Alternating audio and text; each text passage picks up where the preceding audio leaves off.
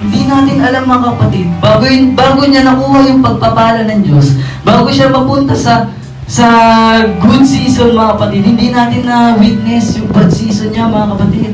Hindi natin nakita kung ilang balde ng luha yung inalay niya, hindi natin nakita kung ilang sleepless nights yung pinagdaanan niya mga kapatid. Hindi natin nakita kung gaano karaming panahon yung inalay niya sa panalangin. Mapunta lang siya dun sa good season na meron siya ngayon mga kapatid. Tapos i-judge lang natin mga kapatid. Hallelujah. Pag nasa bad season tayo mga kapatid, at nakita natin na pinagpapala yung kapatid natin sa Panginoon, sabihin natin, oh, praise the Lord. Oh, next na yung season ko. Hallelujah. Claim mo na agad, next na yung season ko. Hindi habang buhay wala kang pera mga kapatid. Hindi habang buhay mahirap ka. Hindi habang buhay iiyak ka mga kapatid. It's just a season.